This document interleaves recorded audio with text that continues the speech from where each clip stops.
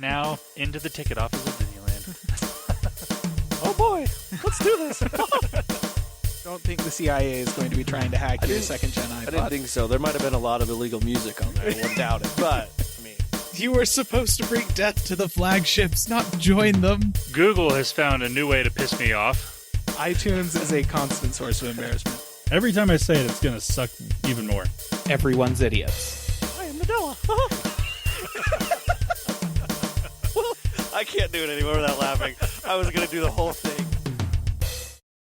Welcome, everyone, to the Calling All Platforms podcast. I am your host. My name is Wes, and I'm here with Landon. Hello. And Caleb. Hey. And we are here to talk all things tech this week, and of course last week, and what happened. Because we, let's be real.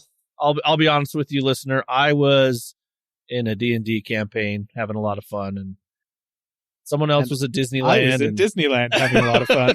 So it landed, he wasn't as cool as us, but doing something. What did you do? Something? Come on, Landon. And No. Landon looks dejected. I was home, ready to record, all by my lonesome. Oh, my lonesome. He sat in front of the microphone for 2 hours. Just sitting here. Just waiting. Oh. Are you guys getting on yet, or no? Well, listener, let's go ahead. Let's get into this, shall we? Looks like first on here, we got some Apple news. First thing, Apple admits they don't have intelligence. I actually didn't read that before. I should have read that before. Let me start again, listener. No. I think we want the unfiltered version of all of these reads here. I tried. All right, take it away. Yeah, so Apple, last week, it came out that Apple, for their updated super smart Siri, that I'm sure is going to really be impressive when it happens, is going to be using Gemini. Yep. Yeah. It's not going to be using an Apple-built LLM or anything like that. They have in fact just partnered with Google, and they will be using Gemini. And Elon Musk was really upset about it on Twitter, Which is so funny because there's no way ever that Apple is even going to consider using Grok, because that's just so stupid. Listen, Elon, I'm not sure if you've noticed, nobody wants to touch Grok with a 1,000-foot pole right now. Generally for good reasons. So, yeah. But yeah, that's what'll be coming at some point, is basically a Siri powered on the back end by Gemini. Neat, I guess. I still think the concept of an LLM based, like, quote unquote virtual assistant chatbot type thing is fundamentally flawed, because it'll sound more natural. Will it do more things more reliably? No. In fact, in terms of actual usability, it'll probably be worse. Will it, though, than Siri? Okay. I mean, in the case of Siri, it's really hard for something to be worse. I will grant you, but I guess we'll find out. Yeah.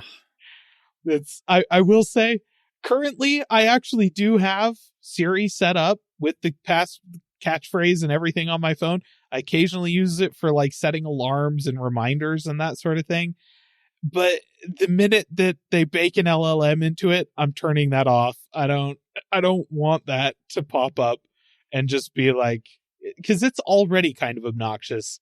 I'm barely tolerating it now. This isn't going to help. So, yeah. Okay. Is there, just question, I never thought of this. Is there like a reliable source to show like who's actually using these AI, like whether it's Grok or Gemini or whatever, that shows people using it, like reliable? You know what I mean? So the most reliable source that I have heard about whether or not people are actually using AIs is a survey that was done of, I guess, it was just CEOs of companies over a certain size. I can't remember if it was just CEOs of Fortune 500 companies or if they included other companies as well that were just like above a certain threshold in terms of the size of the corporation. But they did a survey of like hundreds of CEOs. And basically it was just a series of questions trying to gather, have adding AIs to your workforce's workflows and making them available for your employees improved the efficiency of their work. And over half said they did nothing, right? That it made no difference. Okay.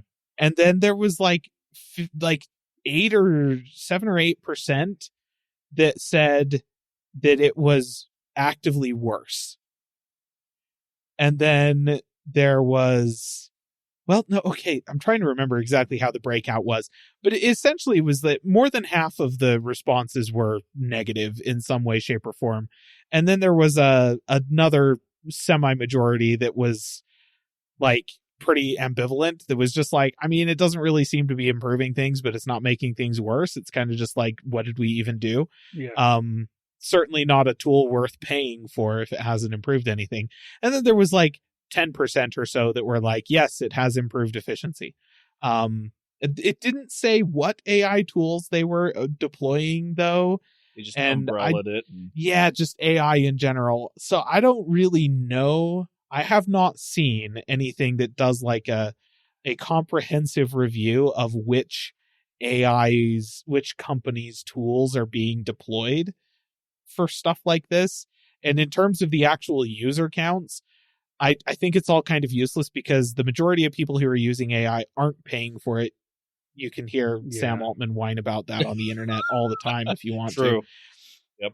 And because they're not paying for it, I think that it seems generally true to me from what I have seen that if you have one AI app downloaded, you probably have all of them downloaded, right? Yeah. Like if you downloaded ChatGPT, you probably also downloaded Gemini and probably also downloaded Grok and probably also downloaded Copilot and stuff like that, like and Claude and whatever. It's like if you're using one of them, you've probably used all of them and you probably jump back and forth between them. So how do you even say who's using what? I don't know. Yeah, like from what I've understood about people that are using AI on any sort of regular basis, it's like Caleb said, they kind of jump around. They use this AI for this thing. They use this one for this thing. They use certain ones for certain specific things. And the people that are really getting good use out of AI are using it for very specific things. They're not just doing it as a broad, okay, I'm just going to use AI for everything. No, they're doing it for very specific things. And those type of people are genuinely getting really good use out of it. But again, it's for very specific things. Well, and generally speaking, the people who are getting the best use out of it aren't using like ChatGPT, right? Right. They're using like Claude for the most part is one I hear the most, I think. Well, it's not even necessarily that they're using like Claude or anything. It's that they're taking the algorithm, like they're taking OpenAI's training models and then they're using their own data to train their own models to do something very specific, right? Yeah. Mm-hmm. So it's like, it's not even so much, hey, they're not really accomplishing stuff with ChatGPT, but they're using ChatGPT's model, like base model, with their own training data to generate something that is useful for an extremely specific use case kind of thing. Those seem to be the most successful, which kind of tracks because this is sort of how we've used like evolutionary AI like algorithms for years. Yeah. And I don't know why people thought that it would be fine to just take this black box approach and throw it at general intelligence and have something useful come out of it. Yeah, it's like I agree with that completely because it's like if you look at what Google did for the past 10 years, specifically look at what they've done with Google Photos. Yeah. And what they did with their camera and stuff like that. They were using, they weren't calling it AI back then, but it's basically the same technology. Yeah. They were using self-learning kind of like, learning algorithms to do that. Yeah. Right. But they were doing it for very specific use cases and they were just advertising, hey, we've got these new features and they worked great, but they weren't calling it AI and it was fine. But now, because for some reason, all these companies think, oh, we just need to make a general use case AI. It's like, no, you really don't. What you need to do is take the technology and put it into very specific use cases to make those features better. Yep. And that's where it actually is useful for everybody. Yeah. Because, like, that's the thing that I don't think people understand is I don't want an AI, like, I don't want these self-learning algorithms applied to a general purpose LLM, because what that means is, hey, we've taken this thing that's supposed to give you answers to questions, and we've trained it on the entire content of Reddit. That's not helpful. Like, yes, I recognize that all of Wikipedia is also in there, but that's, like, it's just going to confuse everything. Yeah. Like, if 50% of the answers that I get are just some random shit post pulled off of Reddit, it's not helpful. No. Yeah. No. It's not helpful. So, yeah, I think that's true. It's not that, like, the underlying technology is problematic. It's the way that they're using it is just so boneheaded. There. See, that's where I kind of do have some hope with what Apple's doing, because the way I think about how the way they're doing it is they're just going to take the back end of Gemini. I don't think you're going to see any sort of Gemini branding anywhere on an iPhone once this comes out. It's all going to be Apple Intelligence, because they're taking the back end and then they're going to put it into the iPhone. And yes, they're going to have Siri's going to be their quote unquote general AI type thing. But I'm hoping they're going to do like what Google has done on the Pixel, where, yes, they also have Gemini as a general AI type thing there, but they also have added a lot of really helpful and beneficial features inside of the phone. And I think I'm hoping Apple will also, I mean, if they do what they claimed Apple Intelligence was going to do before, that's what it sounds like it's going to be.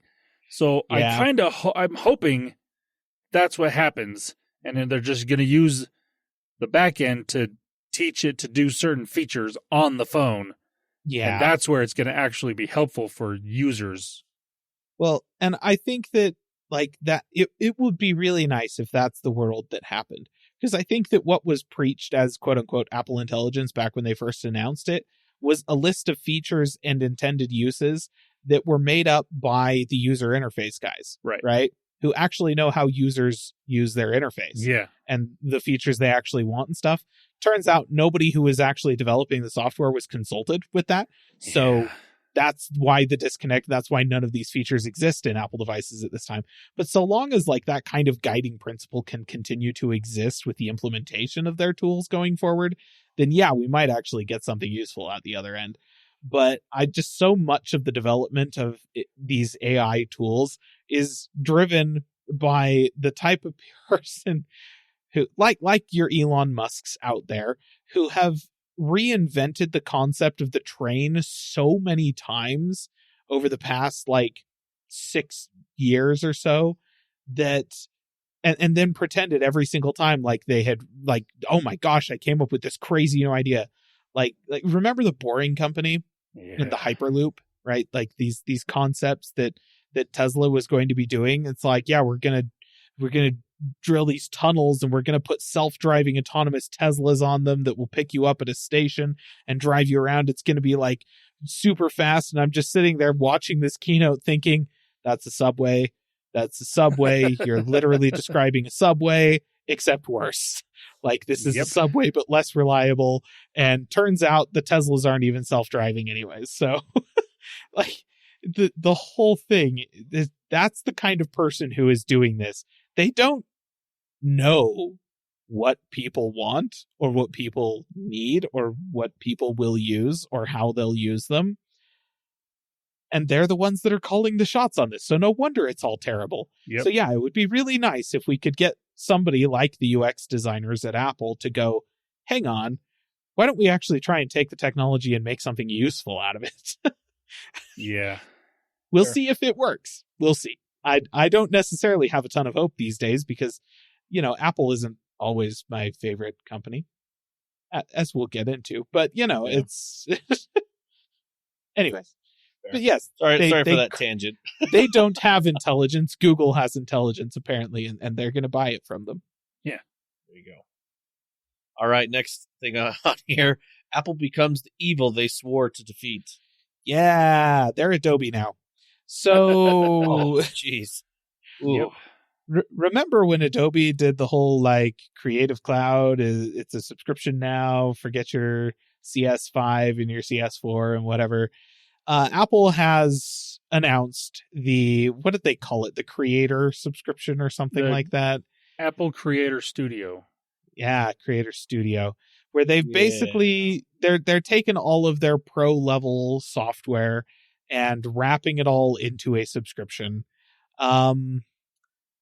Which, okay. On the one hand, Apple does make some extremely powerful pieces of software for professional creative workflows. You got your Logics, you've got your it's just Motion, right? Or Motion FX or something like that. They got Final Cut Pro, Logic, and Final Cut Pro. Pixelmator is included in this. Oh, right. Pixelmator's in there now, too. They do have one called Compressor. That's what I was trying to think of. So, like they have some of these tools that are like industry standards used by, hundreds, thousands of creative professionals. And Apple traditionally sells them to you for a couple $100, and then you have like a lifetime subscription to it because they don't change up their version numbers, right? They're not like, okay, we're going to do V3 or V4 of whatever. You have to buy or upgrade to it or something like that. And the reason why they've never done that, right, is because selling software is not Apple's business model. They tried doing that back in the 90s. It almost made them bankrupt. What Apple does is they make software that is included and free to try and sell you their hardware platforms. Yep. That's what it always has been, right? Like you used to have to pay for the iWorks suite, for Pages and Numbers and the presentation one, just Keynote. Like you used to have to pay for those, but then they made them free as kind of a bonus, right? Like buy our super expensive, massively overpriced computers and you get this free software. You get free OS updates. You get free, stuff like that. And I've got to say, that's always been one of the big perks of being an Apple customer is that, I can show up here and honestly, one of the best easy to use page layout software platforms on the planet is Pages. It's just good. Okay. And same thing like with Numbers, because let's be honest, vast majority of home users are not using Excel to do these incredible detailed financial spreadsheets or something like that, the way that Excel is designed for. And Numbers is not that. You want to know what Numbers is really good at? Graphs. That's what Numbers is for. It makes really pretty graphs and it makes them really easily you can just copy data into a sheet, select the sheet, say graph, and you can get some really nice looking graphs out of that pretty easily. And then Keynote is just, it's what they use to make all of their keynotes out of, it's good presentation software, right? Really nice stuff to have for free. And so far, this looks like it's only going to affect the pro users, right? But they have announced that there's a few features that they're going to be adding to Pages and Numbers and Keynote that are going to be a part of this subscription. Not the actual software pieces themselves, just the features that they're adding. These features are all AI related. So currently for the average user, there's no reason to even look at this subscription, right? Just there's no point. Currently, you can still use your Office programs without it. And GarageBand and iMovie, nobody's said a thing, right? Like nobody has said a thing about either of those. But if you're using any of their pro level tools, just recognize that from here on out, you're still going to be able to use it, right? What you have currently downloaded will still work fine, but no new features will be coming to it. And if you want the new features that they add to their stuff, you're going to have to pay the subscription. like you would if you were on an Adobe thing. I guess the difference is, at the very least, Apple does pay attention to the pieces of software other than their photo editor. Yeah. So, And they don't also crash. the other nice thing about this one is it's $13 a month for everything. Whereas if you want everything from Adobe, you're spending like $100 a month almost. Oh, yeah. And half of those aren't even supported pieces of software anymore. Yeah. So seriously. Yeah. So yeah, it's not as bad as Adobe, but this is just, I see it as like a reminder to sort of just pay attention to the thing that we have been saying on this podcast since day one, that it's very important as a consumer of technology to never get so embedded into an ecosystem that you can't shop somewhere else, right?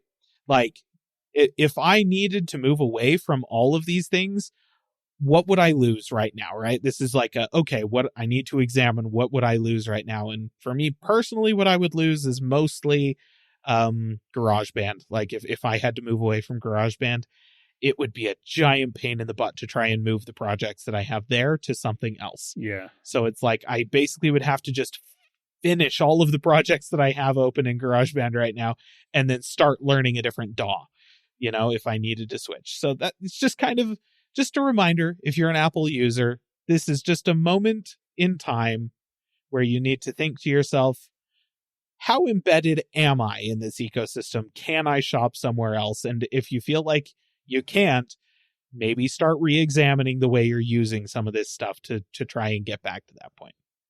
Yeah, I agree. I do think that like you said before, where Apple always has their software there available for you to get you to buy the hardware. I do think that's going to still be the case for the most part, especially when it comes to the iWork software, and GarageBand is another. That like GarageBand is one of those things that GarageBand sells devices. I think Apple knows it. Yes, like it sells their computers, it sells iPads.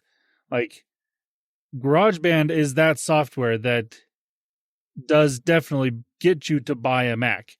Yep. And it is also the software that gets you to start paying or start thinking about getting Final Cut it's Logic is their audio. Logic. Yeah. Because Logic is the professional audio software that they have versus GarageBand is really, really good, but it is limited. Yeah. Not much, but a little bit. I was going to say, like the first two of Billie Eilish's albums were mastered in GarageBand. Yeah. Like that was what they did. Like you can do a lot of stuff with GarageBand. You really can. It's quite powerful. So I would be surprised if Apple ever makes that stuff not available for free, just because it really does sell their hardware. For sure. But like Caleb said, don't bank on that happening. It would be shocking if it ever does, but it could happen. Yeah. Yeah. It's like, this is not a panic moment. It's just something to note. Be aware. And I will say that in the past, Apple's hardware was stupidly overpriced and you could kind of justify it because of all the included software. But, you look at some of their current machines, they're not nearly as overpriced as they used to be. Yeah. Especially like the Mac Mini. Their pricing is honestly so much closer to the industry norms right now and just straight up, the M4 Mac Mini continues to be the best bang for your buck in terms of raw computing power out there at all, just period. So yeah, it does kind of feel like maybe they're not subsidizing their software sales with the hardware costs quite the way that they used to, and that might be part of the impetus behind this. So yeah, we'll just have to see how it evolves in the coming years. But yeah, just a moment, just reminder, don't ever get so embedded in one place that you can't shop outside of it. Yeah. I just thought of this. There is going to be one added benefit to them having this software is when you do go to buy some sort of hardware like a computer, it's not going to ask you, hey, do you want to add on Final Cut Pro or that's Logic true. Pro? Although Yes. it probably will switch to, hey, do you want to add on Apple Creator Studio? But that's a Yeah. 1-click no instead of a 5-click no like it has been in the past. Yes. And I started mentioning this before we started recording, but I was like, I'm going to save it for the podcast. I did hear somewhere, I can't remember where I heard it, but somewhere else, somebody gave me a really good reason for having at least this specifically in a subscription model. I still don't think it just like this reason doesn't justify Adobe's because theirs is ridiculously expensive, but this one makes sense, especially at $13.90 or at $12.99 a month. Like, if you are somebody that needs this type of software for a project or for a couple months or something, you can just pay for the month or 2 months or something like that and get all the software you need. And then when you're done with it, you stop paying. Whereas, like, instead of before, you would have had to pay $400 or $500 for a piece of software that you're only going to use for a week or two, or like a month, or something like that. Whereas now you spend $13, $25, $50, and you get it for a few months, and then you can be done. So that is one good thing about the subscription model, at least when it comes to Apple's side of things, because it is relatively inexpensive for this software at the moment. No, that's fair. Fair. All right. Next topic, last topic for Apple.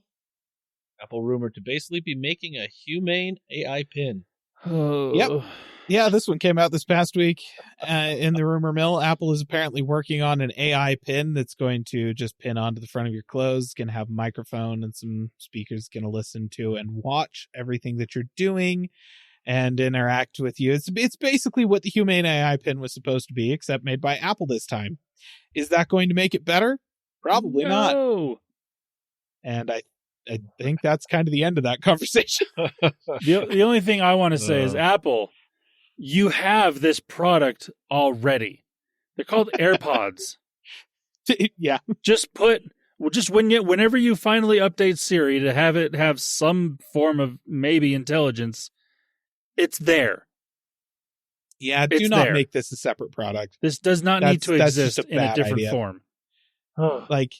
Like Apple, you thought that people weren't into the Vision Pro? I can't even compare that to this. This will be the only people who will buy this will be influencers that feel like they have to review it, and people that don't feel like they have to review it but want to review it because they want to clown on it. That's it. You'll sell like 1,300 of them. Well, and there's always that group of people that just have to buy everything Apple. And to those people, can I just say, please stop. Yes, seriously. Please stop. Get some help. It's fair. Yeah. All right. We're going to move on to some Microsoft news now. We're going to talk about Windows 11. It gets an update. Somehow it's not improved. Yeah, so this was fun. Just a fun little tidbit to sprinkle in here. Just, Windows 11. How's things going with Windows 11?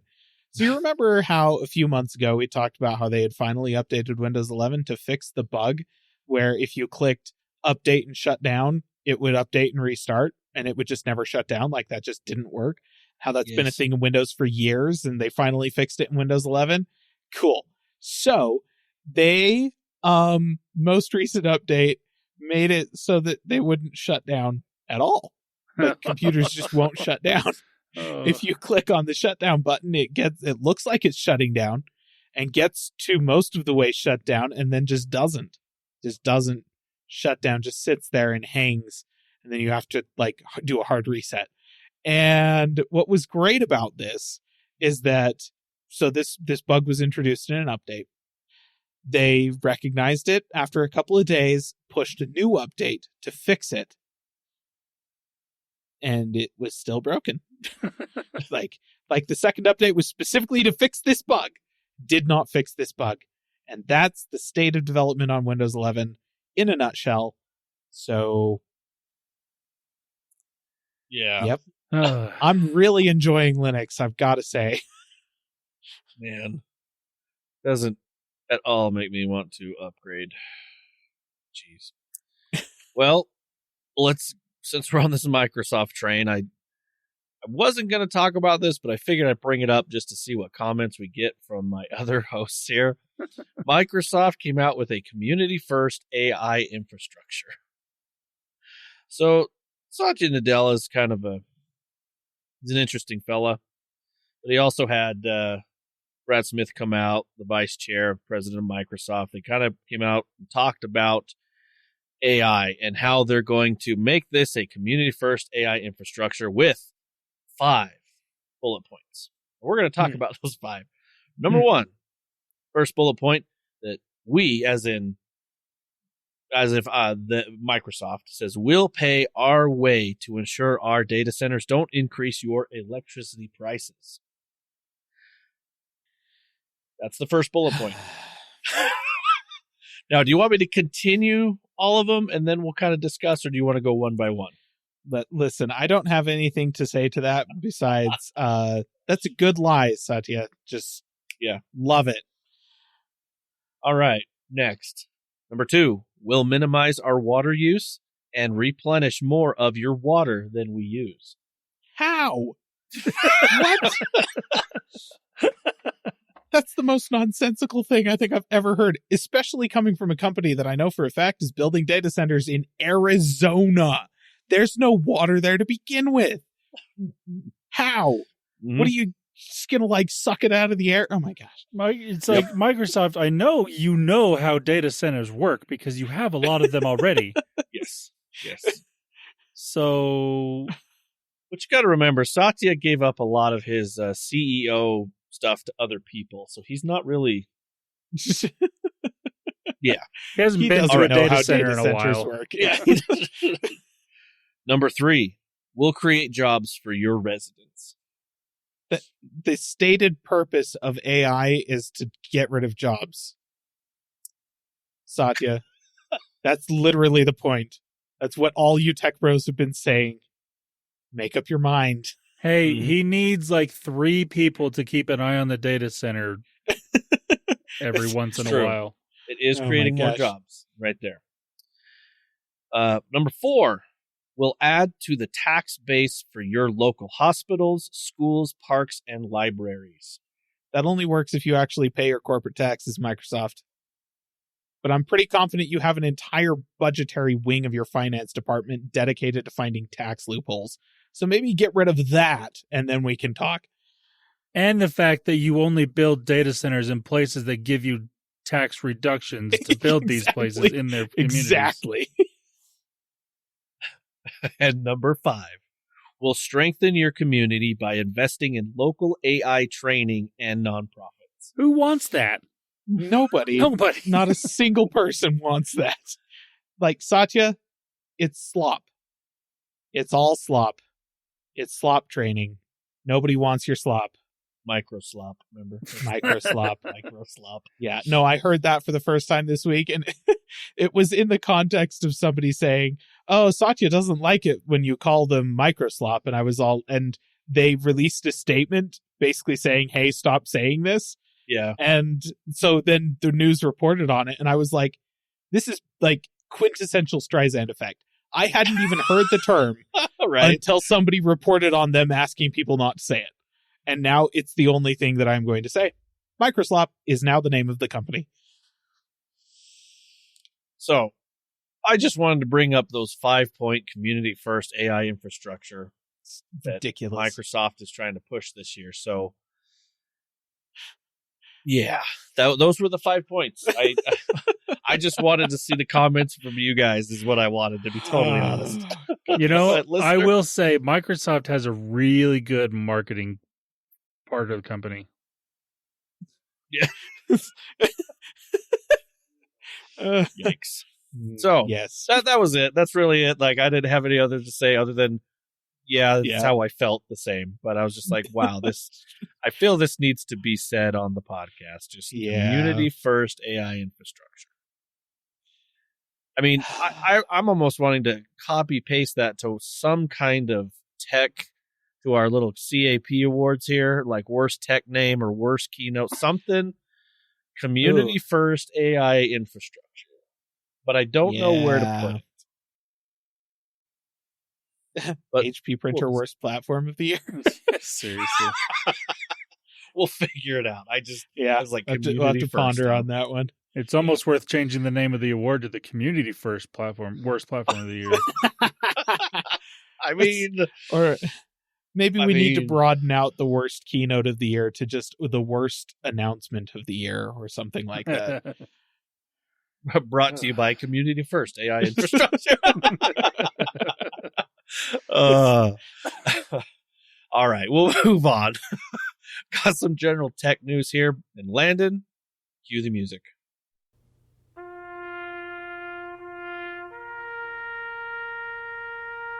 Listener, it's a sad day. Because something has died.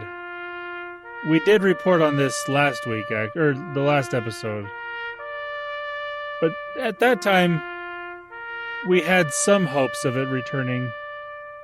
But it's official. Asus has announced that they will no longer be making phones at all. Ugh. Dang it. And it's just sad. Too bad. Because Asus, as much as to be fair, they probably didn't sell a lot of phones, but their phones were great. The ROG phones were always fun, interesting, super powerful type phones. And then the Zen phone was just great, at least from the 9 previous. The 10 was not worth it. Yeah, 10 was dumb. But the 9 and before that were all great because they were a nice compact phone with all the high-end specs for a good price. And unfortunately, as this quote from Asus's chairman, I'm not even going to say his name, but he said, Chairman. Asus will no longer add new mobile phone models in the future. And that's kind of very straightforward and right to the point. Yep. Yeah. Sucks because those are one of our favorite ones to talk about. They were. Yeah. I always like talking about the ROG phones, especially because they were just, like I said, they were fun, cool phones. Yeah. I really need the people making the Android phones that tempt me to stop dying. Seriously. Back in the day it was HTC, and then it was LG, then it was Asus. Currently it's okay, we've got the Razer foldables, and then now the Clicks communicator are the Android phones I'm looking at, and I'm actually though. Yeah. And I'm just going to need one of y'all to stick around for a couple of more years just in case Apple completely craps the bed. I need somewhere to go if that happens. Right. Yeah. Dang it. Asus will be missed. Your phones. Yeah, I was going to say the company's still around, presumably, but they're going to be moving all their people that worked on the phone hardware over to, AI stuff that nobody cares about. Gosh dang it. AI? I don't know. Oh. Probably not. They haven't said that. I'm just assuming that's what's going to happen. I mean, that's not a bad assumption. I was kind of hoping it would be more to the handhelds or something well, we'll see. I'm sure they'll communicate that later. All right, moving on. Next thing here on General Tech, where one brand dies, another is given another chance at life. Yeah, listener, this is actually potentially good news. So probably a month or two ago, we talked about how Nova Launcher, the company that owned Nova Launcher, had basically said, yeah, we're not going to do anything else with that. And they told the founder of Nova Launcher to just basically pack his bags and get out, more or less, because they didn't want to update it anymore. But there has now been some new news that Nova Launcher was acquired by, it says, an analytics firm called Branch. Oh, no, that was the company that did buy him before. There's a new company that is buying Nova launcher from them. And I don't remember what the company was called, but they said that they will actually keep Nova Launcher alive, and they haven't mentioned a whole lot about updates so far, and they didn't say anything about keeping on the original developer for Nova Launcher. I hope they hire him, because what else is he going to do right now? But the unfortunate thing there, though, is that it does sound like they're going to be adding ads to the free version of Nova Launcher, which is unfortunate. They do have a paid version. I think it's like $3 a month, I think, or maybe it might just be. I don't think it's just a $3 one-time purchase. But either way, it's not ridiculously expensive, and the people that love Nova Launcher are probably going to be okay paying for it, because it is a really good launcher for Android. But I'm glad, though, that it is not going to be dying, at least not yet. It will be living on for the foreseeable future. So for those of you that were worried about Nova Launcher going away and trying to figure out what you were going to do with your phone, now you don't have to worry so much. Cool. Nice to see you get another chance. All right. Next topic.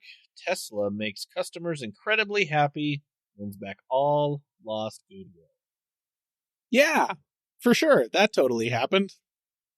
Oh, wait, no. Sorry. Opposite. The exact opposite of that. I was going to say, I don't remember hearing anything about something good Tesla did.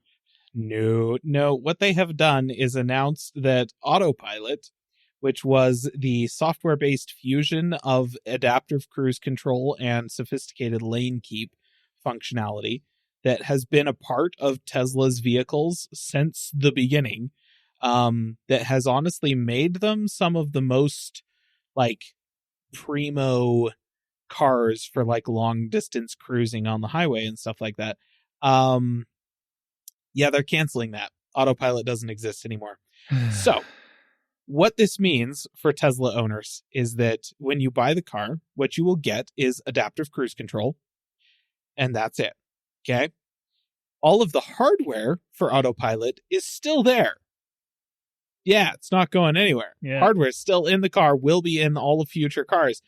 However, in order to access it, you have to pay the monthly subscription for full self-driving, which is not, to be clear, full self-driving. No. It's just adaptive cruise control fused with lane keeping assist. Gotcha. It's just good. Yes. Thanks, Tesla. This is what was really needed to save your flagging image. Yeah. I mean, here's the thing. I know exactly why this happened. Because Elon Musk has signed a deal with the board of Tesla, that would see him getting a $1 trillion bonus if he's able to hit a certain number or a certain set of performance metrics by 2035. And one of them is a specific number of subscribers to full self-driving. So they've canceled Autopilot because Autopilot was what most people wanted. Autopilot was good enough for most people, and they were just paying for it with the purchase of their car. And so, yeah, they've gotten rid of that so that they can try and get those people to convert over to full self-driving. If you have a Tesla and you're about to be losing Autopilot, can I just say, there are other cars that will do adaptive cruise with lane keeping assist. Yep. Might not be quite as good as Autopilot, but it's pretty close. Yeah. And maybe just get a new car. Tesla's just not the place to be for the foreseeable future. It's just, especially since they opened up the supercharger network. You can still supercharge your other electric cars on the Tesla superchargers if you want. That's totally fine. So, yeah. Also, my recommendation as well would be, if you are really wanting something that in the future might have full self-driving, because again, like Caleb said, that's not a thing at the moment. Despite what Elon Musk will tell you, it's not a thing. Nope. But if you're looking for a car that might eventually get that sometime in the future, maybe look to a brand that's not just using cameras. Look at a brand that's using LiDAR in its cars, because I think it was We Rivian. talked about the Mark Rober video where he drove through a solid wall with a Tesla. Well, that's a great reason. Yes, go watch that video. That was a fun watch. That's a good reason why LiDAR is the way to go. But no, I think it's Rivian announced in all of their Gen 2 vehicles that they're coming out with here shortly, and Gen 3 as well, are going to have LiDAR sensors in them, because the LiDAR technology has gotten so inexpensive and much smaller that they can afford to just put it in all the vehicles now, just as part of the thing. It's like where it used to cost like 10 or more grand for that LiDAR technology to be put in a vehicle, it's now down to like hundreds, if not maybe at most $1,000 to do it. So, wow. So listener, if you're interested in eventually having something like that, look into the companies that are putting LiDAR in their vehicles, because that is actually the right kind of technology you want to have full self-driving. Wait a second. You're telling me a car company is adding functionality to a new model year of car without jacking up the price over the previous version? Yeah. That Tesla could never. No, I don't think they even know how. No, the prices have to go up and the feature set has to go down. That's the only way Tesla knows how to operate. Yeah. So yeah, that's very different.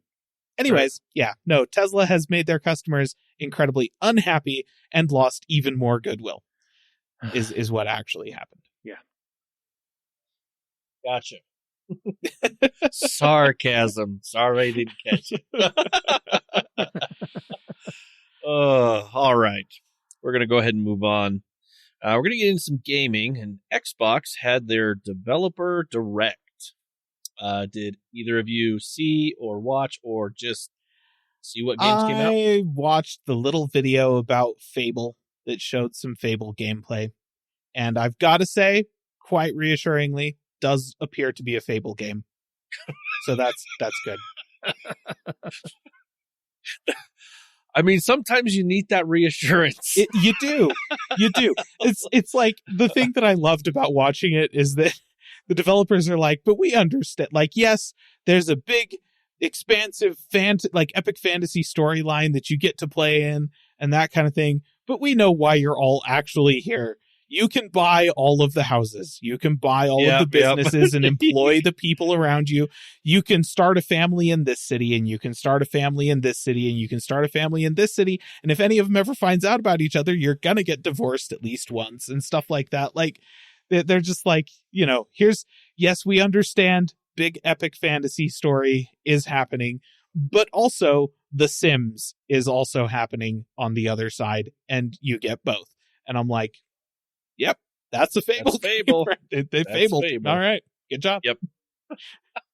Yes. Big one, obviously Fable. A lot of people, that was the one that they liked. If you're not into Forza, which is another one that people like, but Fable was kind of the bigger one that people were talking about. It's Playground Games. They're the ones that do make Forza. They went ahead and made this as well. Seems like it's going to be coming out actually released, they said autumn 2026. Didn't give a date, but autumn 2026. So awesome. Everyone's trying to make it a point that it's also coming to PlayStation 5. Aren't we at the point where I thought we were just assuming they were all coming to PlayStation? Like, I don't know why people are upset about that. Okay. Anyway. We'll move on. We don't need to add to that. So the next big game, same company, is Forza Horizon 6. We already knew that everyone that's been talking about this, they've been wanting to go to Japan. It's gonna be in Japan. It's on there. People are excited. They said that this is going to be the largest and densest map of any Horizon game to date, which is expected because it's the newest game and you need to go bigger and better. So yep. That is usually how that works. This is how you sell software, people. This is coming out on Xbox and PC May 19th. They did say that it will come out to PlayStation 5 months later once they have the PlayStation 5 port ready. So, and then one that just wow, Double Fine. Double Fine was kind of the mysterious one that came out, and they made a game called Kiln. And just it makes me laugh. So this Kiln is, in a nutshell, you are making pottery, and then you use the pottery that you make to battle royale your opponent's pottery to go destroy their kiln. So that when their kiln is destroyed, they can't make more pottery to fight against you. This is from Double Fine. That tracks, actually. So, I didn't know. It. Weird. I love these but games. I'm intrigued. Right. I love these types of games. Like, it's just hilarious. Like, yeah. Friggin' awesome. This is coming out summer 2026 on there. So, coming obviously to Xbox, PC, PlayStation 5. But it is a multiplayer game, so you can get on, play, create your pottery, and it's pretty funny. And then, let's see, they had those, and then they also had another game called Beast of Reincarnation. This was a very Japanese-oriented game. Really interesting. Has to do something with plants and creatures, and if you want a better description, I would go and watch it. But it is a big game. A lot of people were talking about this because it is usually what is the makers here? They're the ones that made the Pokemon games. Game Freak. Game Freak. Is that that made this, and so this is their step towards making something else than Pokemon. Interesting. So it is interesting. You can go ahead and take a look at it on there too. So those were the games that they had announced at the Developer Direct.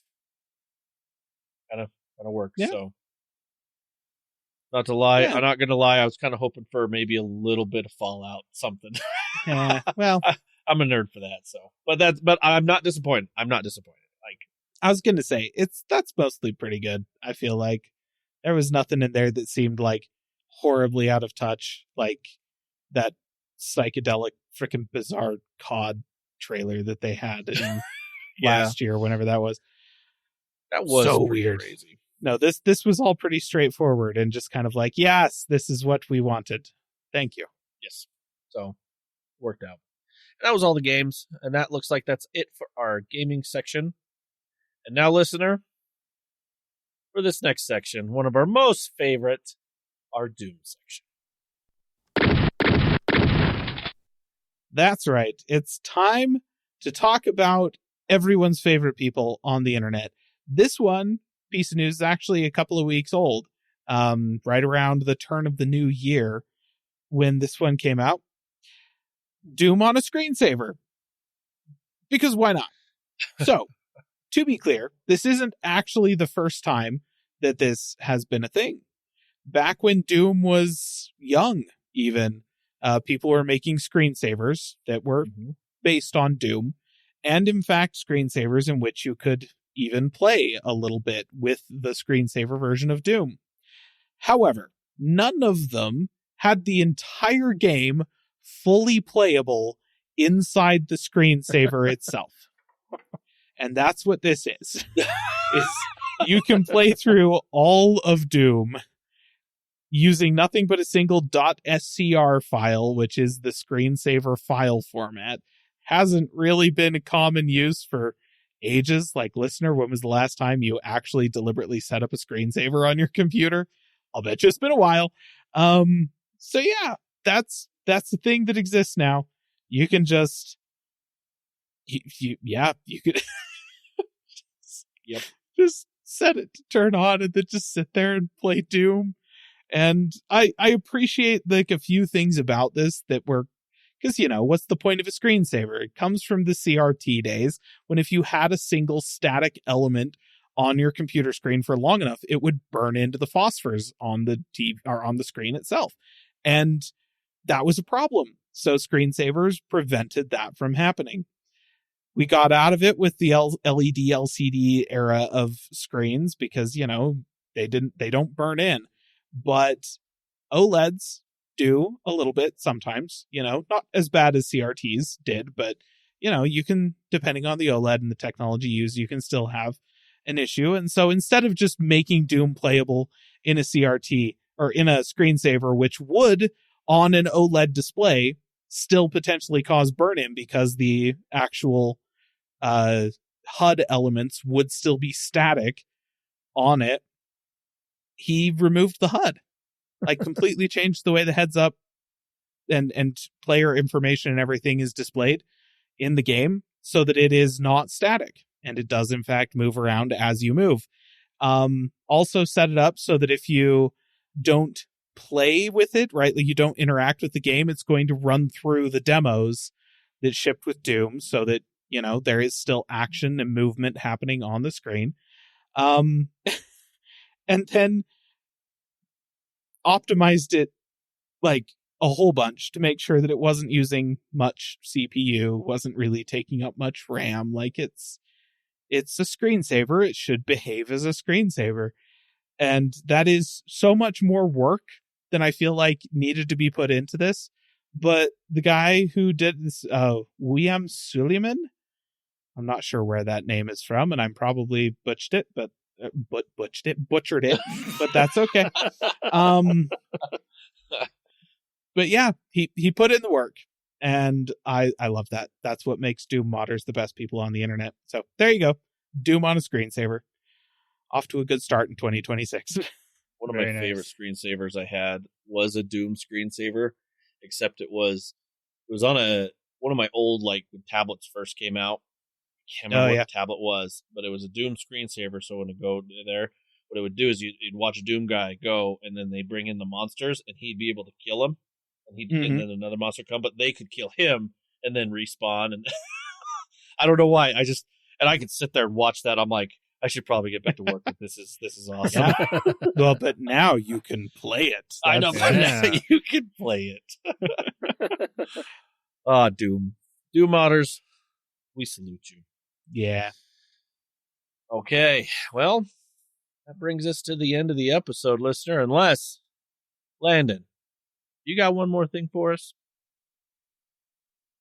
Yahoo! I do have one more thing. Now, listener, this is something I've had to talk about for probably a month now. But because of special episodes and breaks and whatnot, I haven't brought it up yet. Now is the time. And there actually is the right time because there's other news to go along with this product as well. But, listener, you might remember a day when, well, actually, you might not remember a day when Sony made phones that people actually wanted to buy. It's been a while. Long while. Since before this podcast, really. But they used to, at one point, they had a phone. This was early smartphone days, around 2010. They made a phone that had the screen would slide out, and it had a built-in controller. So you could play your PlayStation games on this phone. Mm-hmm. I can't remember what it was called, but... Oh, yeah. I had a friend that actually had this phone because he was a big PlayStation guy. He's like, sweet, I can play my games. And then he got the phone and he realized the phone wasn't that great and the playing on it was also not that great. So he was stuck with a phone for a while that he didn't love because of the idea that could have been really good, but it really wasn't. But there is now a company that is again trying this feature with a screen that slides up and gives you a full controller with a D-pad and the A, X, Y, B buttons, and even not a joystick, but little touch-sensitive pads that can mimic a joystick. And that company is Ayaneo. They have announced the Pocket Play, as they are calling it, and it looks great. But looks are not everything. As I mentioned with the Sony phone, it's not a great phone. It's not a great gaming experience. Now, I do have more faith that this will be a better phone and a better gaming experience just because Ayaneo has some experience when it comes to making pocketable gaming devices. Yeah. Not so much the phone side of things, but nowadays that's really not the hard thing to get good at the moment. Say that feels like a solved problem for the industry as a whole. The phone itself is probably going to be fine. The problem here is we don't have any specs on the phone. And when they first launched it, they were like, here, follow us on Kickstarter and we'll tell you when it's going to go live. Like, it was supposed to go live January 13th. But before that happened, they came out and said, actually, we're going to be pushing this back a little bit. The actual, what the company actually put out, what they said, it says here, we believe it would be irresponsible to start any new project before we have fully addressed existing user concerns and verified the effectiveness of our new service processes. Development of Pocket Play continues at full speed. Once we have fulfilled our commitments to existing users and established a more mature and reliable delivery and service system, we plan to relaunch the project in a more transparent way in late January or early February. So, good news is they do still plan on releasing this, and they also plan on not doing it through Kickstarter, because people were like, wait, why are you doing it this way? This seems like a really bad way to be doing this. And they're probably right. So, at the moment, we don't have any sort of launch plans other than what they've said here, late January or early February. So that could be any time now that they will be actually trying to sell this product. But I do, like I said, it looks great. Like, it looks really cool. It's got all the stuff that you would want on a handheld gaming device in a smaller form factor, like a phone. It has the phone, but again, we don't know any of the specs inside of this device. The one thing I think they could have done better on this is they do only have one USB-C port for charging, and it is on, as it would be a phone, the bottom of the device. Right. I think it would be better if they either moved it to the side or had two, like like the ROG phones had in the past, put one on the bottom of the phone and one on the bottom of the gaming device. So it'd be on the side of the phone. I was just going to say, who did that right? Asus. Yep. Dang it. Yeah. So, I mean, if you were really sad about not having a new gaming type phone available for you to purchase this year, this would be the option for that. That's true. If it comes out. So hopefully it does. And hopefully it's actually not too bad. I do have some hope, because it's Ayaneo, that it won't be horrible, but it may not be great or even really good. It might just be fine, which is not bad, I guess, in this case. For the user that's going to be buying this thing, I think fine is fine. I don't think the people that are going to want to buy this are going to have any sort of issue with it just being okay. But we'll have to wait and see when it goes on sale and how much it costs. That's the other thing. We don't have any sort of price idea behind what this is going to be. So there's a lot of things we don't know about this. All we know is the name and what it looks like and the control features that are there. So, it could be really cool. It could be really bad. I think it's going to be fine. But that's my one more thing for this week. Awesome. Well, dear listener, appreciate you listening. If you want to get a hold of us, you can over at our callingoutplatforms.com. Also our social media platforms there. Get a hold of us. Tell us you like hearing us. Tell us that you hate hearing my voice. Whatever you want, you can go ahead and put it on there. That's just You can also check out our YouTube channel over there on YouTube. Yeah, obviously. All right, listener, have a good week. Bye-bye. See ya. Calling All Platforms is a production of Supporter Sound Studios. To learn more about how you can support the podcast, go to www.patreon.com/callingallplatforms.